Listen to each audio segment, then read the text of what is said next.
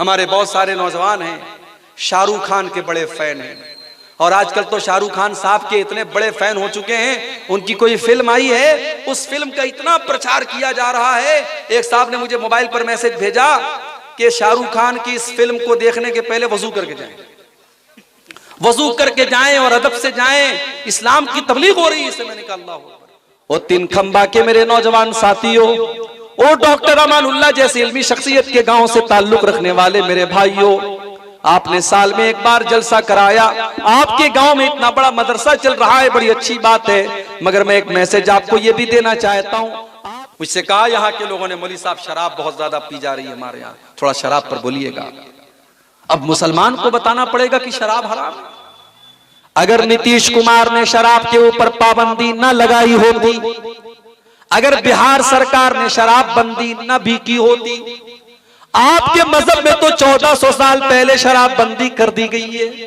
आप जिस कुरान को चुम चुम के अपने घर में रखते हैं और तरावी की नमाज में झूम झूम करके जिस कुरान को पढ़ते हैं, वो कुरान साफ साफ ये ऐलान कर रहा है, इन्नमल खम्रु वल मैसिरु वल अंसाबु वल अज़लामु रिज्सुम मिन अमलिश शैतान। देखो, दोस्त के लिए रोजा तोड़ दिया। अब यहां से ये फतवा मत लेके चले ना, मौलवी साहब ने कहा है रमजान में कोई दोस्त आए तो जल्दी से रोजा तोड़ दो। रमजान का रोजा नहीं तोड़ना है। हमारे पास लोग सवाल करते हैं, मौलवी साहब मंगेतर से बात करना कैसा है? अब मोबाइल सबके पास आ गया भाई, यहाँ तो रिश्ता लगता है, लोग फौरन मोबाइल नंबर मांग लेते हैं लड़की का, बातचीत शुरू कर देते हैं। आज कितनी मुसलमान लड़कियां हैं वो आपस में फोटो लेती हैं, उसके बाद स्टेटस पे लगाती हैं या अपनी सहेलियों को भेजती हैं। कितने बच्चे हैं जो बगैर मोबाइल के खाना नहीं खाते, जब तक माँ उनके हाथ में मोबाइल नहीं दे देगी और बच्चे को वीडियो लगा के नहीं दिया जाएगा, बच्चा खाना नहीं खाता है। ये आदत मत डलवाइए अपने बच्चों की। अस्सलामु अलैकुम व रहमतुल्लाहि व बरकातुहू।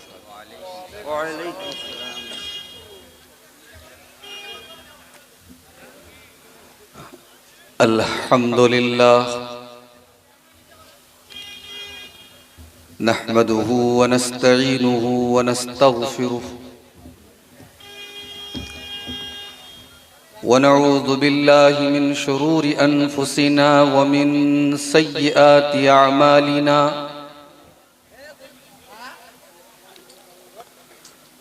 मन यहदिहिल्लाहु फला मुदिल्ल लहु व मन युद्लिल फला हादिय लहु।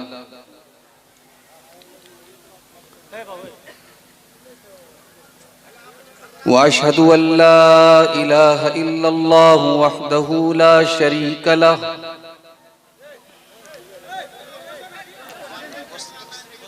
व अशहदु अन्न मुहम्मदन अब्दुहु व रसूलुहु।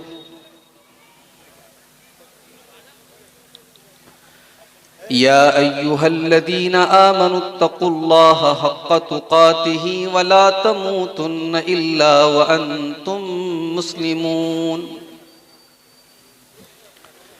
या अय्युहन्नासुत्तक़ू रब्बकुमुल्लज़ी ख़लक़कुम मिन नफ़्सिन वाहिदा व ख़लक़ मिन्हा ज़ौजहा व बत्थ मिन्हुमा रिजालन कसीरन व निसाअ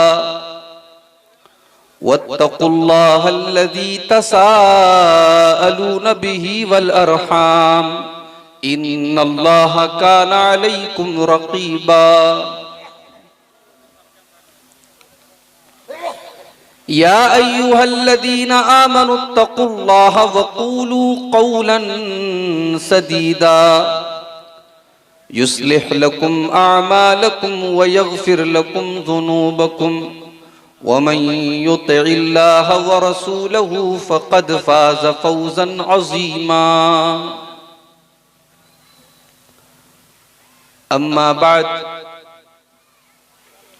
फ़इन्न ख़ैरल हदीस किताबुल्लाह व ख़ैरल हदी हदी मुहम्मदिन सल्लल्लाहु अलैहि वसल्लम व शर्रल उमूरि मुहदसातुहा व कुल्ल मुहदसतिन बिदअह व कुल्ल बिदअतिन ज़लालह व कुल्ल ज़लालतिन फिन्नार। अऊज़ु बिल्लाहि मिनश शैतानिर रजीम। बिस्मिल्लाहिर रहमानिर रहीम। मन अमिल सालिहन मिन ज़करिन औ उन्सा वहुव मुमिनुन फलनुहयिन्नहु हयातन तय्यिबह वलनजज़ियन्नहुम अजरहुम बिअहसनि मा कानू यअमलून। सदर मोहतरम, उलमाए किराम, मोहतरम बुजुर्गों, नौजवान साथियों, पर्दा नशीन माओ और बहनों, प्यारे बच्चों,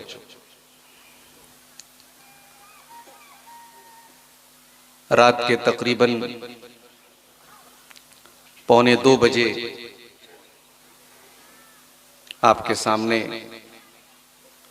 हाजिर होने का मौका मिल रहा है। बड़े लंबे सफर के बाद ताखीर से आपके बीच हाजिर हुआ हूं। आप लोगों ने इंतजार किया, जलसे के मुंतज़मीन भी परेशान थे, लेकिन अल्लाह की तौफीक से दोपहर 3 बजे मैं बनारस में था और रात के 1:30 बजे अगर मैं आपके इस इलाके में नेपाल बॉर्डर के करीब मौजूद हूं तो ये अल्लाह ताला की तौफीक है, उसकी मदद है। और बड़ी खुशी की बात है कि इतनी रात गुजर जाने के बावजूद एक बड़ी तादाद में हमारे नौजवान, हमारे बुजुर्ग, हमारी माएँ बहनें अभी तक मौजूद हैं।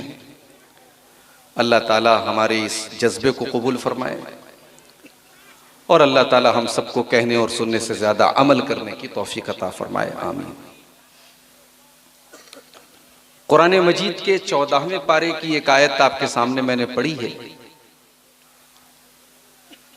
इस आयत में अल्लाह ताला ने एक सवाल का जवाब दिया है। सवाल ये है कि दीन पर चलने वाला, इस्लाम पर चलने वाला, शरीयत पर चलने वाला आखिरत में जो पाएगा वो पाएगा, दुनिया उसकी कैसी गुजरी। आमतौर से यह समझा जाता है कि दीन पर चलने वाले की दुनिया खराब होती है। हमने ये मान के चला है कि दीन अलग है, दुनिया अलग है। अगर आप दीन पर चलेंगे तो दुनिया नहीं कमा सकते, दुनिया में आप अच्छी जिंदगी नहीं गुजार सकते, और अगर दुनिया में अच्छी जिंदगी गुजारना है तो दीन को कुर्बान करना पड़ेगा। यही तो समझते हैं। इस आयत में अल्लाह ने हमारी इस गलत फहमी को दूर किया है, इस सवाल का जवाब दिया। और यहां एक नुक्ता और याद रखिए, कुरान और हदीस में जब कोई भी बात बयान की जाती है तो वो मर्दों के लिए भी होती है, औरतों के लिए भी होती है। जब तक के कोई दलील ना हो कि हाँ ये चीज औरतों के लिए खास है या ये चीज मर्दों के लिए खास है, जब तक खास होने की दलील ना हो तब तक शरीयत का हर हुक्म मर्द के लिए भी है, औरत के लिए। लेकिन कहीं कहीं कुरान करीम में अल्लाह ताला ने मर्दों और औरतों दोनों का नाम लेकर के कोई बात अगर बयान की है तो उसमें अल्लाह ताला ने ये पैगाम दिया है, ये मैसेज दिया है, ये संदेश दिया है कि मैं जो बात बयान करने जा रहा हूं, ऐ मर्दों तुम भी सुनो और ऐ औरतों तुम भी सुनो। दोनों के लिए बहुत इंपॉर्टेंट है, दोनों के लिए बहुत है। कुरान मजीद का 14वां पारा है, सूरतुन नहल की आयत, अल्लाह फरमाता है मन अमिला सालिहन मिन ज़करिन औ उन्सा वहुव मुमिन, जो भी नेक अमल करे, चाहे वो मर्द हो या वो औरत हो, यहां अल्लाह दोनों का नाम ले रहा है। जो भी नेक अमल करे, चाहे वो मर्द हो चाहे वो औरत हो, वहुव मुमिनुन, और वो ईमान वाला हो, वो तौहीद वाला हो, वो ईमान के साथ नेक अमल करने वाला हो। बहुत सारे यतीम खाने तो अडानी जी भी चलाते हैं, मुकेश अंबानी भी बहुत सारे गरीबों की मदद कर रहे हैं, बहुत सारे यतीमों की मदद कर रहे हैं, मगर उनकी ये नेकी आखिरत में उनके कोई काम नहीं आएगी। इसलिए कि अल्लाह ताला की यहाँ नेकी तभी नेकी मानी जाएगी जब आपके अंदर ईमान हो, आपके अंदर तौहीद हो। आप जितनी भी नेकी का काम कर ले, अगर आपके अंदर तौहीद नहीं, अगर आपके अंदर ईमान नहीं है, तो अल्लाह ताला के यहाँ आपकी नेकी को कबूल नहीं किया जाएगा। दुनिया में तो हो सकता है अल्लाह ताला आपको नेकी का फल दे दे, बदला दे दे, मगर आखिरत में आपकी नेकी तभी अल्लाह ताला कबूल करेगा जब आपके अंदर तौहीद हो, आपके अंदर ईमान हो। अल्लाह फरमा रहा है, मन अमिल सालिहम मिन ज़करिन औ उन्सा, जो भी मर्द या जो भी औरत नेक अमल करे इस हाल में कि वो ईमान वाला हो, वो तौहीद पर हो, वो एक अल्लाह की इबादत करने वाला हो, वो अल्लाह के साथ किसी को शरीक करने वाला ना हो, वो शिर्क करने वाला ना हो, तो हम क्या करेंगे? अल्लाह फरमाता है, फलनुहयिन्नहु हयातन तय्यबा, हम उसे दुनिया में भी एक बेहतरीन जिंदगी देंगे। नेक अमल करने वाले को हम दुनिया में बेहतरीन जिंदगी, अल्लाह का वादा है, अल्लाह का वादा कभी झूठा नहीं हो सकता। अगर आपकी जिंदगी इस्लाम के मुताबिक गुजरेगी, अगर आपकी जिंदगी शरीयत के मुताबिक गुजरेगी, तो अल्लाह का वादा है कि अल्लाह आपकी जिंदगी को बेहतरीन जिंदगी बना देगा। अब बेहतरीन का मतलब यह नहीं होता कि आप करोड़पति बन जाएंगे। बेहतरीन का मतलब यह नहीं कि आपके पास बड़ा आलीशान बंगला हो जाएगा, आपके पास 4 व्हीलर गाड़ी हो जाएगी। हो सकता है कि आपका मकान टूटा फूटा हो सकता है कि आपके पास एक साइकिल भी ना हो सकता है आपके घर में दुनिया की दौलत ना हो, मगर अल्लाह का वादा है अगर आप ईमान वाले बन जाएंगे और नेक अमल करने वाले बन जाएंगे, उस टूटे फूटे घर के अंदर भी आपको चैन की नींद आएगी, आपकी जिंदगी में चैन होगा, सुकून होगा, बरकत होगी, अल्लाह की रहमत होगी। फलनुहयिन्नहु हयातन तय्यबा, अल्लाह फरमाता है हम तुझे एक बेहतरीन जिंदगी अता फरमाएंगे। तो ये दिमाग से पहले ये कीड़ा निकाल दो कि दीन पर चलेंगे तो दुनिया नहीं मिलेगी। क्यों नहीं मिलेगी भाई? इसी दीन पर चल करके सहाबे किराम ने दुनिया को भी हासिल किया और आखिरत की नेमतों को भी उन्होंने हासिल किया। इसी दीन पर चल करके पूरी दुनिया में इस्लाम का झंडा लहरा दिया सहाबे किराम ने। कौन सी ऐसी चीज थी जो सहाबा के पास नहीं थी? दौलत भी उनके पास आई, हुकूमत भी उनके पास आई, पावर भी उनके पास आया, और दुनिया की बड़ी बड़ी सुपर पावर सहाबे किराम के दौर में वो दौर भी आया कि हजरत उमर फारूक का नाम लिया जाता था तो दुनिया के बड़े बड़े सुपर पावर डर जाते थे, कांपने लगते थे। आपके पास अगर ईमान है, आपके पास अगर तौहीद है, आपके पास अगर दीन है, दुनिया की सुपर पावर आपके आगे घुटने टेक देंगे मेरे भाई। इसीलिए कुरान करीम में बड़ी प्यारी दुआ अल्लाह ताला ने हमको सिखाई है। और जब एक हाजी हज करने जाता है, एक उम्रा करने वाला उम्रा करने जाता है, जब खाने काबा का वो तवाफ करता है तो हजर अस्वद और रुकन यमानी के दरमियान भी वो इस दुआ को बार बार पढ़ता है, रब्बना आतिना फिद दुनिया हसना व फिल आखिरति हसनतन व क़िना अज़ाबन नार। परवरदिगार तू हमें दुनिया में भी भलाई अता फरमा और आखिरत में भी तू भलाई अता फरमा और जहन्नम के अजाब से तू हमें बचा ले। ये बड़ी जामे दुआ है जो कुरान में हमें सिखाई। हमने अल्लाह से सिर्फ आखिरत का सवाल नहीं किया, हमने अल्लाह से दुनिया का भी सवाल किया। और इसीलिए अल्लाह के प्यारे नबी जब अल्लाह की बारगाह में दुआ किया करते थे, ओ 3 खंबा के मेरे नौजवान साथियों, ओ डॉक्टर अमानुल्लाह जैसे इल्मी शख्सियत के गांव से ताल्लुक रखने वाले मेरे भाइयों, आपने साल में एक बार जलसा कराया, आपके गांव में इतना बड़ा मदरसा चल रहा है, बड़ी अच्छी बात है, मगर मैं एक मैसेज आपको ये भी देना चाहता हूं, आप अल्लाह के प्यारे नबी की दुआओं को भी याद किया करें। नबी अकरम की दुआओं को आप याद किया करें। नबी अकरम की दुआओं में बड़ी बरकत है, बड़ा खैर है मेरे भाई। अल्लाह के प्यारे नबी एक दुआ करते थे, अल्लाहुम्मा अस्लिह ली दीनी अल्लज़ी हुवा इस्मतु अमरी, ऐ अल्लाह तू मेरे दीन को सही कर दे क्योंकि मेरी बुनियाद तो मेरे दीन के ऊपर है। ऐ अल्लाह मेरे दीन के अंदर कोई खराबी ना आने पाए। व अस्लिहली दुनिया या अल्लती फीहा माशी, और अल्लाह तू मेरी दुनिया को भी सही कर दे क्योंकि दुनिया के अंदर मुझे जिंदगी गुजारना है। व अस्लिहली आखिरती अल्लती इलैहा मादी, और अल्लाह तू मेरी आखिरत को भी सही कर दे क्योंकि मरने के बाद लौट करके मुझे वहीं जाना है। अल्लाहुम्मा अहयनी मा कानतिल हयातु खैरन ली, ऐ अल्लाह जब तक जिंदगी मेरे लिए बेहतर हो तू मुझे दुनिया में जिंदा रख, और अल्लाह जब मौत मेरे हक में बेहतर हो जाए तो तू मुझे दुनिया से उठा लेना। ये दुआ करते थे अल्लाह के। तो हमने दुनिया और आखिरत दोनों का सवाल किया है मेरे भाई।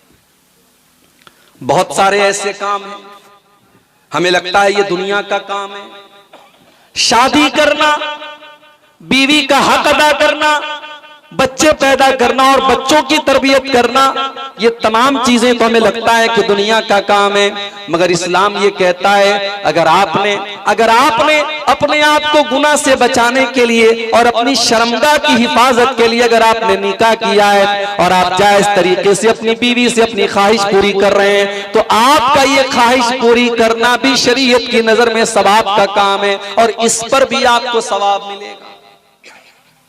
हो सकता है आपको हैरत हो रही हो, आइए मैं आपकी हैरत दूर कर देता हूं। सही मुस्लिम के अंदर ये हदीस मौजूद है। अल्लाह के प्यारे नबी के पास कुछ सहाबा थे, गरीब साहब आते हैं और आकर के कहते हैं अय अल्लाह के नबी, अमीर लोग तो हमसे सवाब में आगे निकल गए, अय अल्लाह के नबी हम भी नमाज पढ़ते हैं और अमीर लोग भी नमाज पढ़ते हैं, हम भी रोजा रखते हैं, अमीर लोग भी रोजा रखते हैं, लेकिन अय अल्लाह के नबी हम तो गरीब लोग हैं, हमारे पास दौलत नहीं है, हमारे पास माल नहीं है। व यतसद्दक़ून बिफुदूल अमवालिहिम, अय अल्लाह के नबी अमीरों को अल्लाह ने बहुत दौलत से नवाजा है, वो अल्लाह की राह में सदका खैरात करते हैं, वो चंदा देते हैं, वो दान करते हैं, वो खैरात करते हैं। अय अल्लाह के नबी हम तो गरीब लोग हैं, हम तो उनका मुकाबला इस चीज में नहीं कर सकते। अय अल्लाह के नबी हम तो पीछे रह जाएंगे और अमीर लोग आगे निकल जाएंगे। मेरा नबी अमीरों का भी नबी है, गरीबों का भी नबी है। मेरे नबी सारी कायनात के लिए रहमत है। मेरे नबी ने अपने गरीब सहाबा के आंसुओं को कैसे पोंछा मेरे भाई। आपने फरमाया ऐ मेरे सहाबा, तुमने ये कैसे समझ लिया कि तुम्हारे पास सदका और खैरात करने के लिए दौलत नहीं है। कुल्लु तहलीलिन सदका व कुल्लु तहमीदिन सदका व कुल्लु तकबीरिन सदका। ऐ मेरे सहाबा, तुम जुबान से जब अल्हम्दुलिल्लाह कहते हो तो ये भी सदका है, तुम जब ला इलाहा इल्लल्लाह कहते हो तो ये भी सदका है, तुम जब सुभान अल्लाह कहते हो तो ये भी सदका है, जब तुम अल्लाहु अकबर कहते हो तो ये भी सदका है, जब तुम किसी को नेकी का हुक्म देते हो तो ये भी सदका है, जब तुम किसी को बुराई से रोकते हो तो ये भी सदका है। वफी बुज़ी अहदिकुम सदका, और जब तुम अपनी बीवी के साथ अपनी ख्वाहिश पूरी करते हो तो ये भी सदका है। अल्लाह के नबी की जो ये आखिरी बात थी, ये सहाबा को बड़ी अजीब लगी। अय अल्लाह के नबी क्या कह रहे हैं आप, बीवी के साथ ख्वाहिश पूरी करना भी सदका है। आपने फरमाया हाँ, अगर इंसान यही अमल नाजायज तरीके से करे, जिनाकारी का रास्ता अपना ले, बदकारी का रास्ता अपना ले, अल्लाह को नाराज करने वाला रास्ता अपना ले, बेहयाई का रास्ता अपना ले, तो क्या उसके ऊपर गुनाह होगा कि नहीं होगा? हाँ अल्लाह के नबी, गुनाह तो होगा। आपने फरमाया जब हलाल और जायज तरीके से एक इंसान अपनी बीवी के साथ अपनी ख्वाहिश पूरी कर रहा है तो इस जिनसी ख्वाहिश के पूरा करने पर भी उसको सवाब मिलेगा। ये है मेरा इस्लाम, ये है मेरा दीन। यही नहीं, आप घर में आते हैं, मेहनत मजदूरी करके अपने बीवी बच्चों के लिए खाने पीने का इंतजाम करते हैं, आप अपने घर में आकर के अपने बीवी बच्चों को खाना खिलाते हैं। अल्लाह के प्यारे नबी ने फरमाया उस खाना खिलाने पर भी आपको सवाब मिलेगा। बुखारी के अल्फाज है, अल्लाह के नबी फरमाते हैं मा मिन नफक़तिन तबतगी बिहा वजहल्लाह, तुम जिस खर्च के जरिए अल्लाह को राजी करते हो उस पर तुम्हें सवाब मिलेगा। हत्तल लुक़मतल्लती तज़उहा फी इम्रातिका, यहां तक कि तुम अपनी बीवी के मुंह में जो लुकमा डालते हो, तुम अपनी बीवी को जो खाना खिलाते हो, उस लुकमे पर भी तुमको सवाब मिलेगा। बीवी को खाना खिला रहा इंसान, ये तो प्योर दुनिया का काम है, मगर इस्लाम ये कहता है इस दुनिया के काम पर भी तुम्हें सवाब मिलेगा, क्योंकि तुम बीवी को खाना इसलिए खिला रहे हो क्योंकि वो तुम्हारी शरीके हयात है, वो तुम्हारी लाइफ पार्टनर है, वो तुम्हारी जीवन संगिनी है, तुमने निकाह किया है उसके साथ, उसका हक है तुम्हारे ऊपर, इसलिए तुम उसको खाना खिला रहे हो। अल्लाह को राजी करने के लिए अगर तुम बीवी को भी खाना खिला रहे हो उस पर भी तुम्हें सवाब मिलेगा। इस्लाम की ये तालीम नहीं है आप पूरे मुल्क का इंतजाम चलाएं और बीवी को छोड़ दें। आप किसी स्टेट के मुख्यमंत्री बन जाएं और आपकी बीवी बच्चे ना हो, इस्लाम की ये तालीम नहीं है। इस्लाम इसको कतान नापसंद करता है कि आप शादी ना करें और आप बाल बच्चे पैदा ना करें, आप बीवी का हक अदा ना करें, आप बच्चों का हक अदा ना करें, ये इस्लाम की तालीम नहीं है। बहुत सारी बातें इशारों में कही जाती है, समझते रहें आप। इस्लाम की ये तालीम नहीं है कि आप बीवी बच्चों की जिम्मेदारियों से आजाद, आप साहब पूरे देश की सेवा कर रहे हैं और आप अपने परिवार को छोड़ दें, अपनी बीवी को छोड़ दें, ये इस्लाम की तालीम है। जो सारे समाज के लिए अच्छा है, जो सारे मोहल्ले के लिए अच्छा है, जो सारे देश के लिए अच्छा है, उसको सबसे पहले अपने परिवार के लिए अच्छा होना पड़ेगा। इसीलिए अल्लाह के प्यारे नबी फरमाते हैं खैरुकुम ले अहलिही व अना खैरुकुम ले अहली। ओ लोगो, तुम में सबसे बेहतरीन इंसान वो है जो अपने परिवार के लिए अच्छा हो, अपने बीवी बच्चों के लिए अच्छा हो, अपने अहल वयाल के लिए अच्छा हो, और मैं अपने परिवार के लिए सबसे अच्छा हूं, मैं अपनी फैमिली के लिए सबसे अच्छा हूं।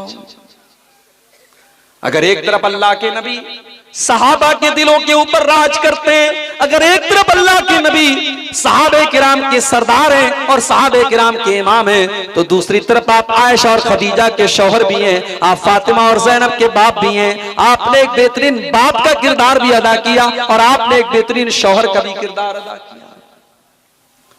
यही वजह है जब एक मर्तबा कुछ सहाबा अल्लाह के नबी की बीवियों के पास आते हैं और आकर के पूछते हैं कि अल्लाह के नबी की इबादत के बारे में हमको बताइए, और जब अल्लाह के नबी की इबादत के बारे में उनको बताया जाता है, बुखारी के अल्फाज हैं फकअन्नहुम तकाल्लुहा, उन्हें लगता है कि अल्लाह के नबी तो बहुत कम इबादत करते हैं, बस इतनी ही नमाज पढ़ते हैं, बस इतना ही रोजा रखते हैं। उनको लगा कि अल्लाह के नबी को तो, चूंकि अल्लाह के नबी तो बख्शे बख्शाए हैं, आप तो अल्लाह के आखिरी नबी हैं, आपको तो नेकी करने की कोई खास जरूरत भी नहीं है, नेकी करने की तो हमको जरूरत है। इसलिए तीनों ने आपस में ये वादा किया।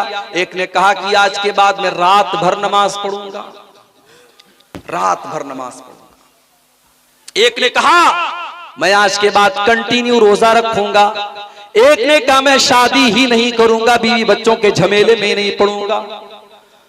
तीनों ने ये बात अच्छे मकसद के लिए कही, अल्लाह को राजी करने के लिए कही, मगर इस्लाम के खिलाफ थी उनकी ये बात। इसलिए जब अल्लाह के नबी को पता चला, आपने तीनों को बुलवाया और आपने फरमाया क्या तुम लोगों ने ऐसी ऐसी बात कही है? हाँ अल्लाह के नबी, हमने ऐसी ऐसी बात कही है। आपने फरमाया सुनो, मैं तुम सबसे ज्यादा अल्लाह से डरने वाला और तुम सबसे ज्यादा अल्लाह का तकवा मेरे दिल में है, लेकिन मैं नमाज भी पढ़ता हूँ और रात में आराम भी करता हूँ। इसीलिए रात की नमाज को तहज्जुद कहते हैं। तहज्जुद का मतलब क्या होता है? सो करके उठना। ये नोट कर लो, तहज्जुद का मतलब क्या होता है? सो करके उठना। इसीलिए उलमा कहते हैं कि रात भर जाग करके इबादत करना ये ठीक नहीं है, थोड़ा सा सो करके उठें और फिर आप इबादत करें, ये नबी की सुन्नत है। और तहज्जुद के लफ्ज़ से भी यही पता लगता है। आपने फरमाया उसल्ली व अरकुद, मैं रात में तहज्जुद भी पढ़ता हूँ और आराम भी करता हूँ, और मैं व असूम व उफ्तिर, मैं रोजा भी रखता हूँ और मैं इफ्तार भी करता हूँ। मैं नफिल रोजा भी रखता हूं और कभी नहीं भी रखता हूं, कभी दिल चाहा तो रख लिया, कभी मैंने नहीं रखा। यानी फर्ज रोजे की बात नहीं, नफिल रोजे की बात हो रही है कि नफिल रोजा मैं कंटिन्यू नहीं रखता हूं, कभी रखता हूं कभी नहीं रखता हूं। वह तज़व्वजतु, और मैंने शादियां भी की हैं, मेरी 9 बीवियां हैं और मैं 9 बीवियों का हक अदा कर रहा हूं, और यही मेरा तरीका है और यही मेरी सुन्नत है। फमन रगीबा अन सुन्नती फलैसा मिन्नी, जो मेरे तरीके पर नहीं चलेगा उसका मुझसे कोई ताल्लुक नहीं है। आज कितने लोग हैं माशाअल्लाह, 5 टाइम के नमाजी हैं, चेहरे पर भरपूर सुन्नत वाली दाढ़ी है, माथे पर जबरदस्त सजदे का निशान है, लेकिन घर में जब बीवी के सामने जाते हैं तो जल्लाद बन जाते हैं, आंखें अंगारा बन जाती हैं, बीवी बच्चे उनको देख करके डर जाते हैं। माफ करना मेरे भाई, आपका अखलाक सारे जमाने के लिए अगर अच्छा है और बीवी बच्चों के लिए अगर आपका अखलाक अच्छा नहीं है तो आप दीनदार नहीं है, आप अच्छे इंसान नहीं है, आप अच्छे मुसलमान नहीं है। अगर आपका अखलाक अच्छा है तो बीवी के साथ भी आपका अखलाक अच्छा होना चाहिए, बच्चों के साथ भी आपका अखलाक अच्छा होना चाहिए। कभी कभी तो मैं अपने बारे में महसूस करता हूं, रात रात भर मैं तकरीर कर रहा हूं, बीवी बच्चों को छोड़ करके, मुनासिब नहीं है, मुनासिब नहीं है मेरे भाई। कभी कभार की बात है, ठीक है, लेकिन अगर इसको एक मामूल बना लिया जाए, महीने महीने भर हम तकरीरें करें और बीवी बच्चों को छोड़ दें, गलत है ये। बहुत सारे लोग, हमारे बनारस के करीब एक जगह पड़ती है मऊ, अभी कल मेरा मऊ में प्रोग्राम था रात में, मऊ के लोगों ने बताया कि साहब यहाँ का कारोबार बनारस की तरह वहां भी साड़ी का कारोबार होता है, पावरलूम चलते हैं वहां पे। अब पावरलूम का कारोबार कुछ दिनों से अच्छा नहीं चल रहा है, तो मऊ के बहुत सारे लोग सऊदी अरब में जाकर के नौकरी कर रहे हैं, 15,000, 20,000, 25,000 रुपया महीना मिल रहा है। अब मऊ के अंदर रह करके बेचारे मेहनत करके 8,000, 10,000 कमा रहे थे, वहां 15-20,000 मिल रहा है, बेचारों के पास कोई ऑप्शन नहीं था, वो सऊदी में जाके रह रहे हैं। अब हालात क्या है, शादी हो गई, बीवी आई, 1 महीना ये बीवी के साथ रहे, उसके बाद साहब ये सऊदी चले गए, अब बीवी यहां अकेली रह रही है। अब आप अंदाजा लगाएं कि कितना बड़ा फितना है ये, कि बीवी यहां है, शौहर सऊदी अरब में है, और 2 साल के बाद अपनी बीवी के पास आता है। जाहिर है बीवी को शौहर की जरूरत है, शौहर को बीवी की जरूरत है। हमने रोजी रोटी के नाम पर बीवी का हक मारा, गलत है मेरे भाई।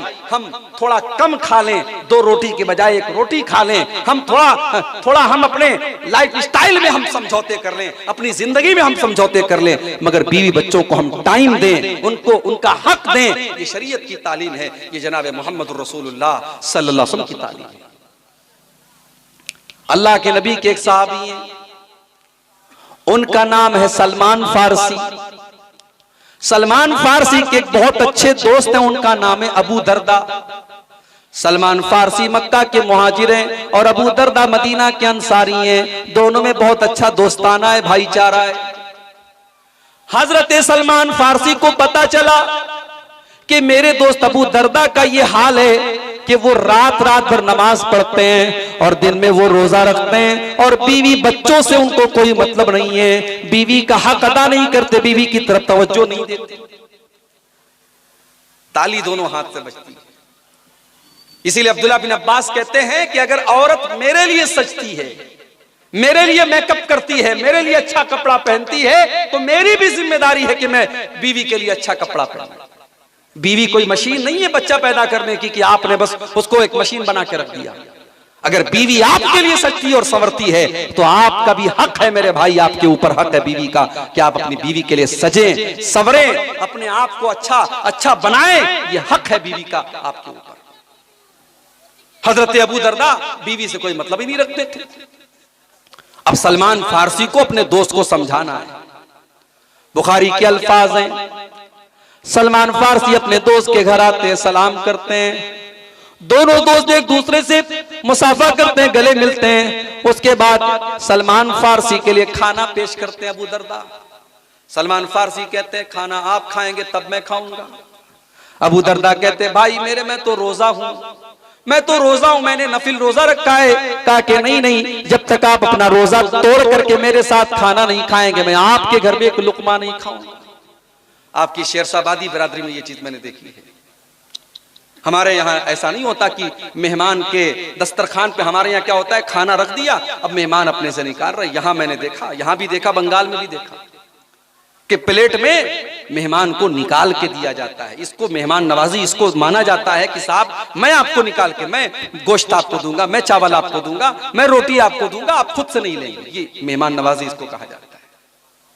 हमारे यहाँ दस्तरखान पर रख दिया, मेहमान खुद से खा रहा है, हमारे यहाँ निकाल के नहीं दिया जाता है। अलग अलग कल्चर होता है हर जगह। राजस्थान में एक मर्तबा मेरा प्रोग्राम था जयपुर में, जुमा का दिन था। अब हम लोगों की आदत है दोपहर में तो चावल हर हाल में खाते हैं। अब दोपहर का टाइम था, गोश्त आया, रोटी आई, मैं खा लिया। अब मैं खा करके बैठा हूं कि साहब चावल आएगा। 10 मिनट हो गया, चावल नहीं आया। लोगों ने कहा मौलाना क्या हुआ, पानी पी लीजिए। मैंने कहा साहब चावल। बोले यहाँ चावल नहीं चलता है, कल्चर है, वहां रोटी ही चलती है, चावल नहीं चलता है। और कहीं जाओ तो लोग पूछते मौली साहब भात खाबे ना रोटी खाबे। मैं कहता हूं भाई मैं दोनों खाऊंगा, भात भी खाऊंगा रोटी भी खाऊंगा, कोई एक चीज नहीं, दोनों खाऊंगा। मेरे यहाँ दोनों चीजें मेरे कल्चर में शामिल है। कहीं कहीं खाने के बाद मिठाई आती है, कहीं पहले मिठाई आती है फिर खाना आता है। कल्चर की बात है। हजरत अबू दरदा ने कहा कि आप मेरे साथ बैठ करके खाना खाएंगे तब मैं खाना खाऊंगा। बेचारे ने रोजा तोड़ा अपना। देखो दोस्त के लिए रोजा तोड़ दिया। अब यहां से ये फतवा मत लेके चले ना, मौली साहब ने कहा है रमजान में कोई दोस्त आए तो जल्दी से रोजा तोड़ दो। रमजान का रोजा नहीं तोड़ना है, नफिल रोजे की बात है। नफिल रोजे की बात है, आम रोजा। नफिल रोजे में भी अगर खास नफिल रोजा है, मिसाल के तौर पे मुहर्रम की 10 तारीख का रोजा है, अरफा का 9 तारीख का रोजा है, वो नहीं तोड़ेंगे आप। आम नफिल रोजा है और कोई वजह आ गई तो आप तोड़ सकते हैं। तो हजरत अबू दरदा ने रोजा तोड़ दिया, खाना खाया दोस्त के साथ, मगरिब की नमाज पढ़ी, इशा की नमाज पढ़ी। रात इशा की नमाज के बाद थोड़ी सी रात का हिस्सा आया, हजरत अबू दरदा खड़े होकर के तहज्जुद की नमाज पढ़ने लगे। हजरत सलमान फारसी ने कहा कि रुक जाओ, अरे अबू दरदा अभी तहज्जुद की नमाज का टाइम नहीं हुआ है, अभी रुक जाओ। जब आधी रात हो गई, हजरत अबू दरदा खड़े होकर के तहज्जुद पढ़ने का इरादा करने लगे। सलमान फारसी ने कहा रुक जाओ, अभी तहज्जुद पढ़ने का टाइम नहीं हुआ है। और रात गुजर गई। जब रात का आखिरी पहर आ गया, आज के दौर के हिसाब से हम कह सकते हैं कि रात के 2 बज गए, 2:30 बज गए, 3 बज गए, तब हजरत अबू दरदा ने कहा, हजरत सलमान फारसी ने कहा कि अबू दरदा अब ये बेहतरीन टाइम है तहज्जुद पढ़ने का, अब आप खड़े होकर के आप भी तहज्जुद पढ़िए और मैं भी आपके साथ तहज्जुद पढ़ता हूं। दोनों दोस्तों ने साथ में खड़े होकर के तहज्जुद की नमाज पढ़ी। उसके बाद जब तहज्जुद पढ़ चुके, हजरत सलमान फारसी कहने लगे, ऐ मेरे भाई अबू दरदा, एक दिन मैं आपके घर आया, मैंने देखा कि मेरी भाभी के बाल में न तो कंघी है, न बाल में उन्होंने तेल लगाया है, न कपड़े में खुशबू लगाई है। मैंने अपनी भाभी से पूछा, मैंने आपकी बीवी से पूछा कि आपने ये क्या हुलिया बना के रखा है, तो आपकी बीवी ने मुझसे बताया कि मेरे शौहर अबू दरदा को अपनी बीवी से कोई मतलब ही नहीं है। मैं किसके लिए बाल में तेल लगाऊं, मैं किसके लिए अपने बालों में कंघा करूं, मेरे शौहर को तो मुझसे कोई मतलब ही नहीं है। ऐ अबू दरदा, आपका ये तरीका गलत है। इन्ना लिज़ौजिका अलैका हक्का, ऐ अबू दरदा आपकी बीवी का भी आपके ऊपर हक है, आपकी आंखों का भी आपके ऊपर हक है, आपके मेहमान का भी आपके ऊपर हक है, और आपके रब का भी आपके ऊपर हक है। ऐ अबू दरदा सबको सबका हक दीजिए, तब जाकर के आप इस्लाम के ऊपर अमल करने वाले बनेंगे। थोड़ी देर के बाद फजर की नमाज का टाइम हुआ। हजरत अबू दरदा मस्जिद में आते हैं और अल्लाह के प्यारे नबी के साथ फजर की नमाज पढ़ते हैं, और फजर की नमाज पढ़ने के बाद अल्लाह के प्यारे नबी को पूरा मामला बताते हैं, और पूरा मामला बताने के बाद कहते हैं, अय अल्लाह के नबी, आज सलमान फारसी ने मेरा रोजा तोड़वा दिया। आज उसने तहज्जुद की नमाज में रात भर पढ़ता था, उसने रात के आखिरी पहर में मुझसे पढ़वाई, और आखिर में सलमान फारसी ने ऐसी बात कही है। अल्लाह के प्यारे नबी ने फरमाया, अय अबू दरदा सदक सलमान, सलमान बिल्कुल सही कह रहे हैं, सलमान बिल्कुल ठीक कह रहे हैं, उन्होंने कोई गलत बात नहीं कही। तो ये इस्लाम है मेरे भाई। इस्लाम सिर्फ नमाज पढ़ने का नाम नहीं है, इस्लाम एक मुकम्मल लाइफ स्टाइल का नाम है। इस्लाम ये कहता है कि आप जब बाजार में जाएं, जब आप कारोबार करने जाएं, जब आप बिजनेस करने जाएं, तो वहां पर भी आपको इस्लाम के ऊपर अमल करना है। वहां पर भी आपको ये देखना है कि आप जो बिजनेस करने जा रहे हैं वो हलाल है कि हराम है, वो जायज है कि ना जायज है। ऐसा नहीं है कि आप पैसा कमाने के मामले में आजाद हैं। आज हमारे बहुत सारे नौजवान मोबाइल के ऊपर 3 पत्ती गेम खेल रहे हैं। आज मोबाइल के ऊपर बहुत सारे ऐसे ऐप आते हैं जो जुआ खेला जाता है, और हमारा नौजवान उन ऐप्स के अंदर जुआ के जरिए पैसा कमा रहा है। हो सकता है कि आप लाखों करोड़ों कमा लें, मगर जिस चीज को शरीयत ने जुआ करार दिया और जिस चीज को शरीयत ने हराम करार दिया, मेरे भाइयों, उस कमाई के जरिए आपके घर में कभी बरकत नहीं आ सकती, कभी बरकत नहीं आ सकती। आप जब पैसा कमाने के लिए जाएं तो वहां भी इस्लाम ये कहता है कि आपको हलाल तरीके से पैसा कमाना है। अल्लाह के प्यारे नबी फरमाते हैं, ला तज़ूलु क़दमा इब्ने आदम मिन इंद रब्बिही यौमल क़ियामा। क़यामत के दिन इंसान अपनी जगह से हिल नहीं पाएगा, इंसान अपनी जगह से टस से मस नहीं हो पाएगा जब तक 5 सवालों का वो जवाब नहीं दे देगा। पहला सवाल किया जाएगा, अन उम्रिही फीमा अफ़ना। मेरे बंदे, तूने 40 साल की, 50 साल की, 60 साल की अपनी जिंदगी को कहां गुजारा। दूसरा सवाल, वअन शबाबिही फीमा अबला। तूने अपनी जवानी को कहां गुजारा। तीसरा सवाल, वअन मालिही मिन ऐन इक्तसबहू। तूने माल कहां से कमाया, सूद और ब्याज से कमाया, रिश्वत से कमाया, जुआ से कमाया, सट्टे से कमाया, क्रिकेट गेम के अंदर सट्टे से कमाया, मोबाइल ऐप के अंदर सट्टे से कमाया, तूने पैसा कहां से कमाया। चौथा सवाल, व फीमा अनफकहू। तूने माल कहां पर खर्च किया। और 5वां सवाल, व माज़ा अमिला फीमा अलिमा। तूने जो इल्म हासिल किया उसके ऊपर अमल कितना किया। तो ये है इस्लाम। इस्लाम दुनिया को भी एक बेहतरीन जिंदगी बनाने की गारंटी देता है। शर्त यह है कि आप 2 चीजें अपने अंदर पैदा करें। मैं फिर से वही आयत रिपीट कर रहा हूं, सूरह नहल की, कुरान के 14वें पारे की आयत। मर्दों को भी आयत याद कर लेनी चाहिए, औरतों को भी आयत याद कर लेनी चाहिए। इस आयत में फॉर्मूला बताया गया कामयाबी का। मन अमिला सालिहम मिन ज़करिन औ उन्सा वहुवा मुमिनुन फलनुहयन्नहु हयातन तय्यबा। जो भी मर्द या औरत नेक अमल करेगा और वो ईमान वाला होगा, हम उसे एक पाकीज़ा जिंदगी अता फरमाएंगे। अभी मैं रास्ते में आ रहा था बनारस से, मोबाइल पर मैसेज आया, नागपुर के अंदर एक मुसलमान लड़की की शादी गैर मुस्लिम के साथ हो रही है। लड़की का नाम शमा बानो, लड़की का नाम शमा बानो और लड़की के बाप का नाम मोहम्मद हबीब।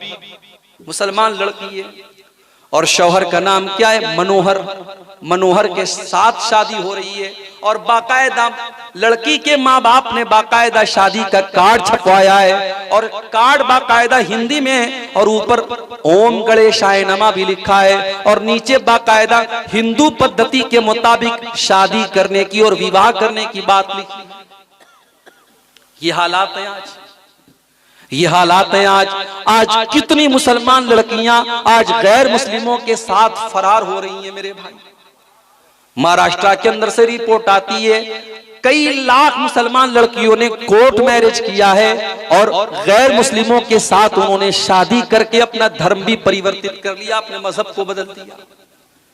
मेरे भाइयों, एक कौम की हैसियत से क्या यह हमारे लिए शर्म से डूब मरने का मकाम नहीं है कि हम अपनी बेटियों को इस्लाम की और तौहीद की अजमत भी नहीं बता पाए, हम उनको ईमान का मतलब भी नहीं बता पाए। हमारी बेटियां आज इश्क और मोहब्बत के झूठे ढकोसले के नाम पर अपने ईमान से समझौता कर रही हैं, अपने दीन से समझौता कर रही हैं और इस्लाम को छोड़ने के लिए तैयार हैं।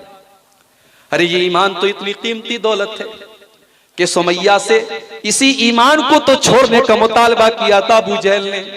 ऐ सुमैया, तू मोहम्मद के दीन का इनकार कर दे, तू ला इलाहा इल्लल्लाह का इनकार कर दे। ऐ सुमैया, मैं तुझे टॉर्चर नहीं करना चाहता, मैं तुझे तकलीफ देना नहीं चाहता, मैं तेरे बेटे अम्मार के सामने और तेरे शौहर यासिर के सामने तुझे नंगा करना नहीं चाहता। ऐ सुमैया, अगर तू अब भी इस्लाम को छोड़ दे तो मैं तुझे तकलीफ देना छोड़ दूंगा।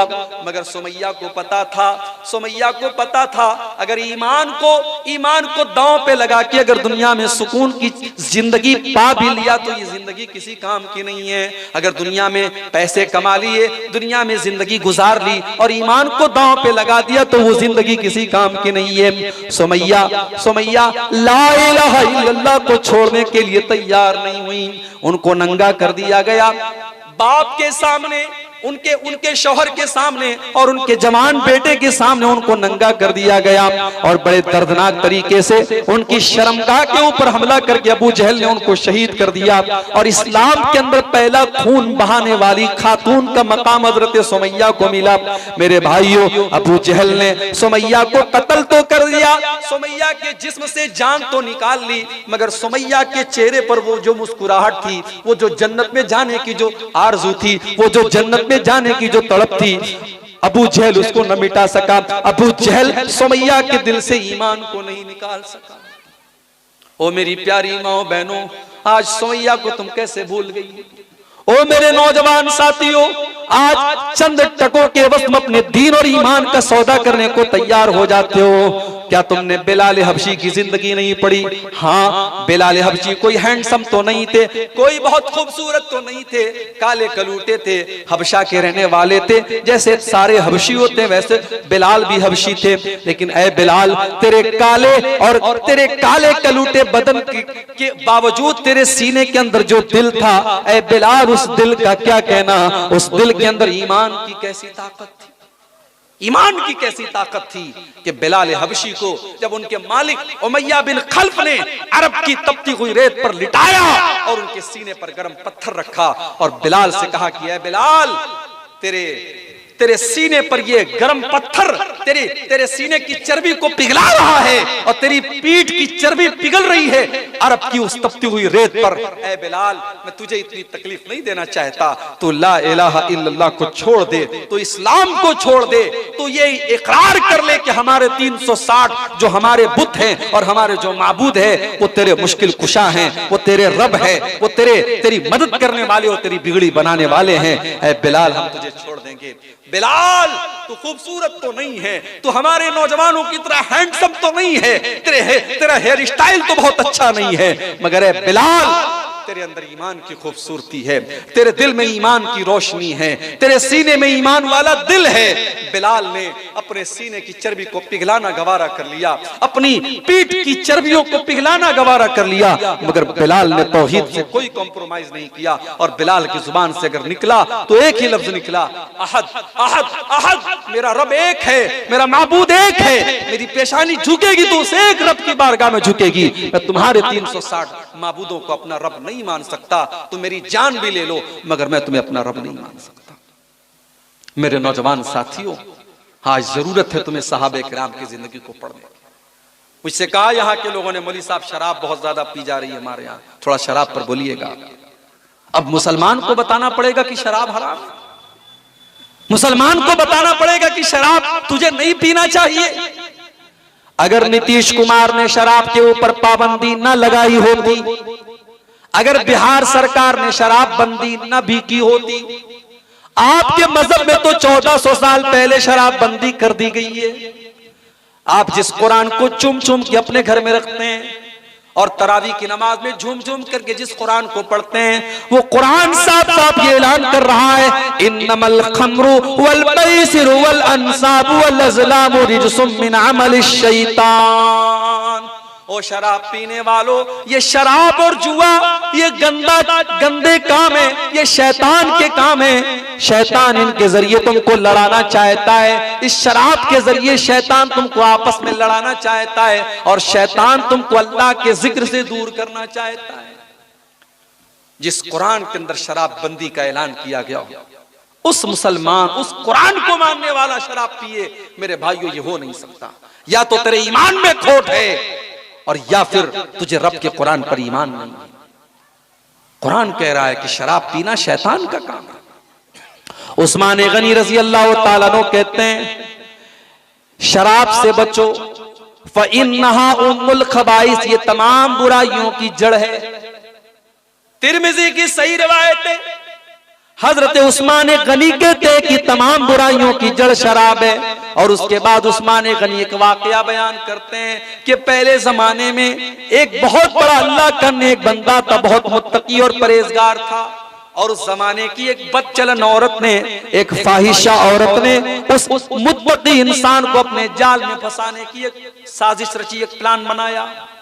उसने अपनी एक लौंडी को भेजा, जाओ उससे कहना कि तुम्हारी जरूरत है, एक मामले में तुमको गवाही देना है और मेरी मालकिन ने तुमको बुलाया है। लौंडी आई, ऐ हजरत, ऐ इमाम साहब, ऐ आलिम साहब, मेरी मालकिन ने आपको बुलाया है, बहुत जरूरी काम है और आपकी गवाही की जरूरत है। वो बेचारा नेक आदमी था, उसको क्या पता कि क्या प्लान रचा जा रहा है। वो तैयार हो गया चलने के लिए। लौंडी उसको मकान के अंदर लेकर के गई, दरवाजा बंद कर दिया, और अंदर लेके गई, दूसरा दरवाजा बंद कर दिया, और अंदर लेकर के गई, तीसरा दरवाजा बंद कर दिया। हदीस के अल्फाज हैं 7 दरवाजे बंद करने के बाद आखिर में वो लौंडी एक कमरे में लेकर के गई, 7 दरवाजे बंद हो गए। आज तो हमारा नौजवान गलत काम करने के रास्ते तलाश करता है कि कहीं से कोई किसी लड़की का नंबर मिल जाए, कहीं से कोई गलत काम करने का मौका मिल जाए। यहां अल्लाह के नेक बंदों को बाकायदा साजिश करके और प्लान करके फंसाया जा रहा है, मगर फिर भी वो अपने आप को बचा रहा है।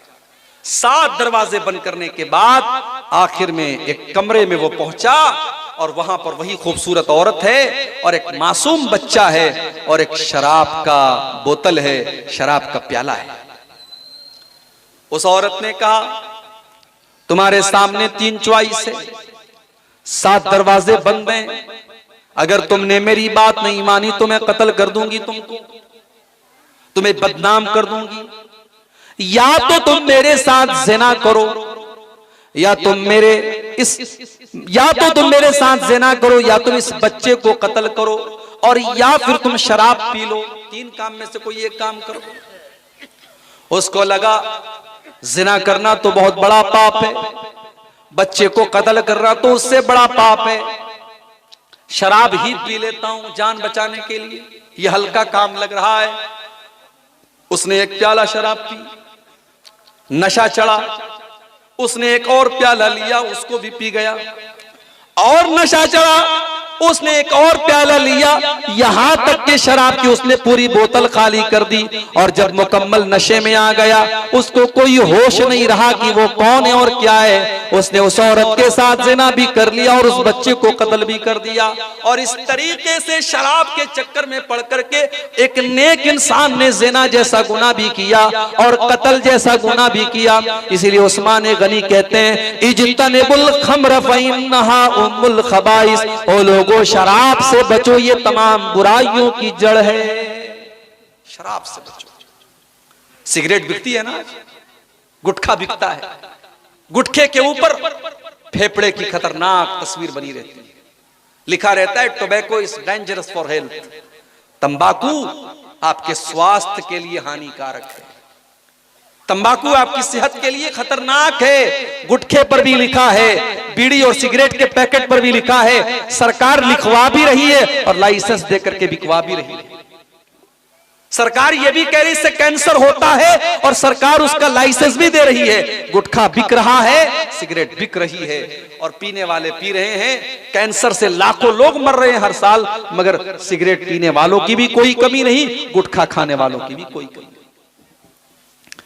लेकिन 1400 साल पहले जिस माहौल में लोग शराब पीने के आदी थे और लोगों के दस्तरखान पर शराब पी जाती थी, खाने के साथ साथ शराब की बोतल भी रखी जाती थी, जब उस माहौल में कुरान की आयत नाजिल होती है, ऐ ईमान वालों, इन्नमल खम्रु वल मैसिरु वल अंसाबु वल अज़लामु रिजसुम मिन अमल शैतान। ऐ ईमान वालों, ये शराब पीना, ये जुआ खेलना, ये किस्मत का हाल मालूम करने के लिए पासे के तीर निकालना, और ये गैरुल्लाह के नाम पर लोगों के आस्थानों पे जाके सर झुकाना, ये सारे के सारे गंदे काम है, ये शैतान के काम है, तुम इन कामों से बचो। जब कुरान की आयत नाजिल होती है, सहाबे किराम अपने शराब के मटके तोड़ देते हैं, अपने शराब के प्यालों को तोड़ देते हैं, अपने शराब के बर्तनों को तोड़ देते हैं। ओ लोगों, आज सरकार सिगरेट और तंबाकू के खिलाफ एडवर्टीजमेंट पर लाखों करोड़ों खर्च करती है, मगर कोई फायदा नहीं। और यहाँ कुरान की एक आयत नाजिल होती है और सहाबे किराम अपनी इस्लाह कर लेते हैं। ये ईमान की ताकत है, ये अल्लाह के डर की ताकत है। जब अल्लाह का डर पैदा होता है तो मुजरिम खुद आकर के अदालत में अपने जुर्म का इकरार करता है। अल्लाह के नबी साहबा के साथ बैठे हुए हैं, एक औरत आती है, आए अल्लाह के नबी, मैं कबीले गामिद से ताल्लुक रखती हूं। आए अल्लाह के नबी, मैंने ज़िना किया है, मैं शादीशुदा हूं, मैं विवाहित औरत हूं, मैं शादीशुदा औरत हूं और मैंने एक मर्द के साथ ज़िना कर लिया है। ऐ अल्लाह के नबी, मुझे पता है कि इस्लाम में शादीशुदा औरत अगर ज़िना कर दे तो उसकी सजाए मौत है। अल्लाह के नबी मुझे ये सजा दे दीजिए ताकि कल अल्लाह ताला कयामत के दिन मुझे सजा ना दे। मैं दुनिया की सजा तो गवारा करने को तैयार हूँ, मगर आखिरत की सजा मैं बर्दाश्त नहीं कर सकती। अय अल्लाह के नबी मुझे पाक कर दीजिए ताकि कल कयामत के दिन मैं पाक हो जाऊं। मुझे दुनिया में ज़िना की सजा दे दीजिए, मैं आखिरत में ये क्षमता नहीं रखती हूं कि मैं ज़िना की सजा सह लूं। अल्लाह के नबी ने कहा क्या बोल रही है तू, चल हट यहां से, चली जा, क्या बोल रही है। अल्लाह के नबी ने उसको मौका देना चाहा, उसको संभलने का मौका देना चाहा। उसने कहा नहीं है अल्लाह के नबी, आप इग्नोर नहीं कर सकते, आप नजरअंदाज नहीं कर सकते, मैं प्रूफ के साथ आई हूं, मैंने ज़िना भी किया है और उस ज़िना का प्रूफ भी है मेरे पास। मैं हमल से हूं और ज़िना का हमल मेरे पेट में पल रहा है, मैं पेट से भी हूं, मैंने गलत काम किया है। नबी अकरम ने कहा ठीक है चली जा तू, जब तेरा बच्चा पैदा हो जाए तब तू मेरे पास आना, हम तुझे सजा देंगे। नबी अकरम ने लौटा दिया, 9 महीने की मोहलत दे दी। सहाबे किराम को भी पता नहीं कि वो औरत कौन है, और अल्लाह के नबी भी शायद भूल चुके कि वो औरत कौन है। 9 महीने का पीरियड गुजर जाता है। एक दिन फिर वही औरत अपने मासूम बच्चे को अपने हाथ में लेकर के आती है। अय अल्लाह के नबी क्या आपने मुझको पहचाना, मैं वही औरत हूँ जो 9 महीने पहले आपके पास आई थी और ये मुतालबा लेकर के आई थी कि आप मुझे सजा दे दीजिए। अय अल्लाह के नबी अब तो ये बच्चा भी पैदा हो चुका है, अय अल्लाह के नबी इस बच्चे को अपनी कस्टडी में ले लीजिए और मेरे जैसी बदचलन औरत को सजाए मौत दे दीजिए। हो लोगों, आज अदालत में लोग पैसे दे दे करके जजों और वकीलों को खरीद करके अपनी सजा को माफ करवाते हैं, और जो मुजरिम होते हैं वो बेकसूर हो जाते हैं, वो बाइज्जत रिहा हो जाते हैं, और जो बेकसूर और जो वाकई में जो बेकसूर होता है उस बेचारे को सजा दे दी जाती है। आज ही हो रहा है अदालत में। वो कौन सी ताकत है जो मुजरिम को अदालत में आकर के अपने जुर्म का इकरार करने पर मजबूर कर रही है। मेरे भाइयों, ये ईमान की ताकत है, ये अल्लाह का डर है, ये अल्लाह का खौफ है, जो 9 महीने बाद भी उस औरत को आकर के अपने हक में सजाए मौत मांगने का मुतालबा करने पर मजबूर कर रही है। अय अल्लाह के नबी मुझे पाक कर दीजिए। आपने कहा नहीं, अभी तुम्हारा बच्चा छोटा है, मां के दूध पर डिपेंड है, जब तक ये बच्चा दूध पी रहा है हम तुम्हें सजा नहीं दे सकते। जाओ, जब तुम्हारा बच्चा दूध छोड़ दे, रोटी खाने लगे, तब तुम मेरे पास। अल्लाह के नबी ने 2 साल का टाइम और दे दिया, 2 साल की मोहलत और दे दी। 2 साल का पीरियड गुजर गया और 2 साल के बाद वो औरत अपने बच्चे को लेकर के आती है और बच्चे के हाथ में रोटी का टुकड़ा है, बच्चा रोटी खा रहा है। अय अल्लाह के नबी मैं वही गामे दिया औरत हूँ, अय अल्लाह के नबी मैं वही औरत हूँ जो आपके पास आकर के अपने ज़िना का इकरार कर रही थी। ताहिरनी या रसूल अल्लाह, अय अल्लाह के नबी मुझे सजाए मौत दे करके मुझे पाक कर दीजिए। आपने बच्चा एक मुसलमान के हवाले किया, आपने बच्चे को एक मुसलमान के हवाले किया और जमीन के अंदर गड्ढा खोदने का हुक्म दिया गया। गड्ढा तैयार हो गया, औरत का आधा दर उस गड्ढे के अंदर डाला गया। आपने सहाबा को हुक्म दिया कि उसको पत्थरों से मार मार के खत्म किया जाए। ओ लोगों, अगर आज जिना की ये सजा, आज जिना की सजा को लागू कर दिया जाए, ये 5-5 साल की बच्चियों के साथ रेप करने वाले दहल जाएंगे। ये आज जिना के जो वाकयात हो रहे हैं, अगर इस्लाम ने जिना की जो सजा दी, अगर उस जिना को अगर आज राइज कर दिया जाए तो आज जिना बंद हो जाएंगे। मगर याद रहे, इस्लाम जिना सिर्फ जबरदस्ती जिना कोई जिना नहीं कहता है, इस्लाम आपस की सहमति वाले जिना को भी जिना कहता है। हमारे मुल्क का कानून क्या कहता है? अगर बालिग मर्द और बालिग औरत 18 साल के ऊपर की लड़की है और 21 साल के ऊपर का मर्द है, अगर बालिग मर्द और औरत आपस में आपसी सहमति से अगर संबंध बनाते हैं तो कानूनन वो गलत नहीं है। हमारे भारत का कानून ये कहता है, मगर इस्लामी तालीम ये है कि जिना अगर बिल जबर है, जबरदस्ती अगर हो रहा है तब भी वो जिना है, और अगर निकाह के बगैर और शादी के बगैर अगर लड़का लड़की आपस में मिल रहे हैं तब भी वो जिना है, और इस्लाम में सजा दोनों की बराबर है। ऐसा ऐसा नहीं है कि जबरदस्ती अगर ज़िना हो रहा है तो उसमें सजा होगी और आपस की सहमति से हो रहा है तो सजा नहीं होगी। इस्लामी हुकूमत में सजा दोनों को बराबर मिलेगी। मेरे भाइयों, अगर वाकई में अगर आज ज़िना की सजा को लागू कर दिया जाए तो ज़िना के वाक़यात बंद हो जाए। पत्थर मारा जा रहा है औरत को, सहाबा-ए-किराम पत्थर मार रहे हैं, जाहिर है ज़िना किया था उसने। उस औरत के खून के कुछ छींटे हजरते खालिद बिन वलीद के कपड़े पर पड़ जाते हैं और उनकी जुबान से कुछ गलत कलमात उस औरत के बारे में निकल जाते हैं कि ऐसी बदचलन औरत और ऐसी नापाक औरत का खून मेरे कपड़े पर लग गया।